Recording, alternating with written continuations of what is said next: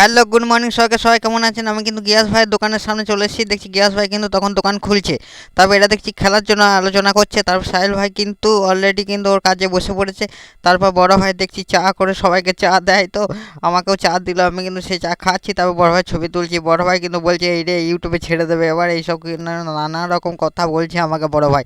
তারপর স্যার কিন্তু চা খেয়ে নিল। তারপর এরাও দেখছি তখনও গল্প চালিয়েছে। তারপর আমি চলে এলাম একটা গ্রামের মধ্যে। সেই গ্রামে একটা ভিডিও শ্যুট আছে বলে চলে এলাম। তারপর দেখছি গ্রামটা খুব সুন্দর। তারপর সেই স্কুলের মধ্যে আমি প্রবেশ করে গেলাম। স্কুলে দেখুন কত সুন্দর স্কুলটা।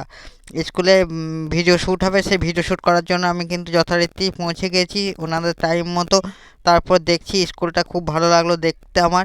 স্কুলটা দেখেই আমার কিন্তু সেই ছোটোবেলাকার কথাগুলো কিন্তু অলরেডি মনে পড়ে যেত। আমরা ছোটোবেলাতে কিন্তু অনেক বদমাইশি করতাম, স্কুলে যেতাম এবং স্কুলে গিয়ে বন্ধুদের সঙ্গে খেলা করতাম। সেই কথাগুলো কিন্তু অলরেডি মনে পড়ে যাচ্ছে। দেখুন স্কুলটা কিন্তু খুব সুন্দর। একদম স্কুলটা দেখে আমার কিন্তু খুব ভালো লাগলো। তারপর কিন্তু স্যাররা নিয়ে চলে এলো আমাদেরকে মাঠের মধ্যে।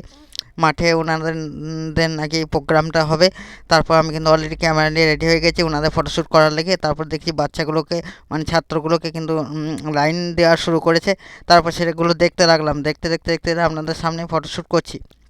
দেখুন এনারা কিন্তু খুব সুন্দরভাবে লাইন মেনটেন করেছেন। তারপরে কিন্তু লং জাম্প খেলা চলছে। দেখুন লং জাম্পের ছেলে কত সুন্দর, ছেলেগুলো কিন্তু লং জাম্প খেলা করছে। আমি কিন্তু ফটোশ্যুট করে চলে এসেছি। তারপর কিন্তু মিউজিক্যাল চেয়ার এর ছবি তোলার ভিডিও তোলার জন্য আমি কিন্তু অলরেডি রেডি হয়ে গেছি। দেখুন আমি কিন্তু ছবি তুলছি এবং আপনাদেরকেও দেখানোর চেষ্টা করছি কত সুন্দরভাবে মিউজিক্যাল চেয়ারটা কমপ্লিট করছে। দেখুন ছেলেগুলো, বাচ্চা বাচ্চা ছেলেগুলো, দেখুন ওনাদের মিউজিক্যাল চেয়ার দেখে তো আমার নিজের তো খুব ভালো লাগছিলো। তারপর কিন্তু অলরেডি আমি চলে এলাম স্কুলের মধ্যে। তারপরে পুরস্কার বিতরণী শেষ হওয়ার পরে স্কুলের মধ্যে চলে এলাম। স্কুলের মধ্যে এসে দেখি কিন্তু সেই বেঞ্চিগুলো দেখে তো আমার তো সেই 11-12 কথাগুলো কিন্তু অলরেডি মনে পড়তে লাগলো। 11-12 আমরা কত সুন্দরভাবে ছিলাম। তার ব্ল্যাকবোর্ডটা দেখে স্যারেদের কথা মনে পড়তে লাগলো। স্যারগুলো কিন্তু আমাদেরকে কত সুন্দরভাবে বোঝাতো ব্ল্যাকবোর্ড দেখিয়ে। তারপর বেঞ্চিগুলো দেখতে লাগলাম। তারপর পুরোনো স্মৃতিগুলো কিন্তু একটা করে মনে পড়তে লাগলো।